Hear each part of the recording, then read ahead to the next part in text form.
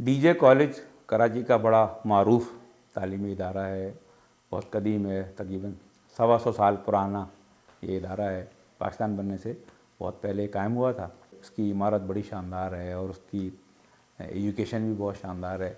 पाकिस्तान की बेशुमार मशहूर शख्सियात उन्होंने डीजे कॉलेज से पढ़ा है, मतलब डॉक्टर कदीर ख़ान ने भी डीजे से पढ़ा है। तो डीजे कॉलेज के अंदर आमतौर पे कराची से वो लोग सेलेक्ट होकर आते हैं कि जो मेरिट के ऊपर उनको वहाँ दाखिला मिलता है।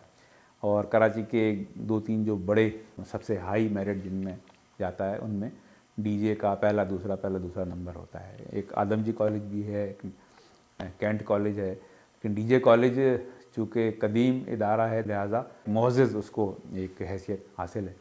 हमने तो मैट्रिक ऐसी गवर्नमेंट के सरकारी पीले स्कूल से किया, लेकिन अल्लाह का करना ऐसा हुआ कि नंबर इतने अच्छे आ गए कि मेरा दाखिला डीजे कॉलेज में हो गया। तो डीजे कॉलेज में जिस वक्त मेरा दाखिला हुआ उस वक्त वहाँ जो हमारे प्रिंसिपल थे डीजे कॉलेज के वो थे प्रोफेसर सरवर हुसैन ज़ुबैरी। उनके बारे में हमने सुना था कि बड़ा सख्त हैं और वो फ़िज़िक्स के उस्ताद थे। और फर्स्ट ईयर में तो हम उनका नाम सुनते रहे खाली, लेकिन सेकंड ईयर में पता चला कि जी सरवर हुसैन ज़ुबैरी साहब ही हमें फ़िज़िक्स पढ़ाएंगे।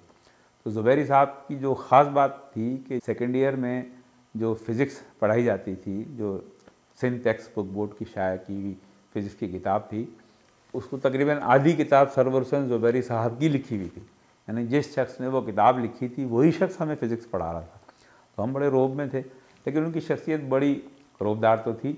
अलीगढ़ के पढ़े हुए थे वो, लेकिन वो बड़ी मोहब्बत वाले और बड़े नस्तालिक किस्म के, मुझे बड़ी याद आती है उनकी। वो बहुत उम्दा तरीके से पढ़ाते थे। वो बिल्कुल यानी किताब अंग्रेज़ी में थी लेकिन वो उर्दू बोलते थे, ज़्यादातर उर्दू में पढ़ाते थे। जैसे मैथमेटिक में ये होता है कि आप फ़र्ज़ करते हैं कि कोई चीज़ इस तरह की होगी तो उसके बाद उसके ऊपर आप तजर्बात करते हैं। फ़र्ज़ कीजिए कि इस तरह। फ़िज़िक्स के अंदर भी ऐसा है कि हम फ़र्ज़ करते हैं, जैसे हम फ़र्ज़ करते हैं कि इंजन है तो वो आइडियल है। आइडियल क्या? आइडियल वो चीज़ होती है कि जिसके अंदर कोई ख़राबी नहीं, जिसके अंदर कोई वेयर एंड टेयर नहीं, जिसके अंदर कोई फ्रिक्शन नहीं। मतलब अगर जहाज़ उड़ रहा है तो उसको हवा नहीं रोक रही, गाड़ी चल रही है तो टायर उसके रगड़ नहीं रहे, तो वो आइडियल होती है। वो आइडियल चीज़ हम फ़र्ज़ करते हैं, आइडियल चीज़ होती नहीं है। जो भी चीज़ दुनिया में है, हरकत करती है, उसको कोई ना कोई रुकावट ज़रूर मिलती है, इसके कानून भी हैं।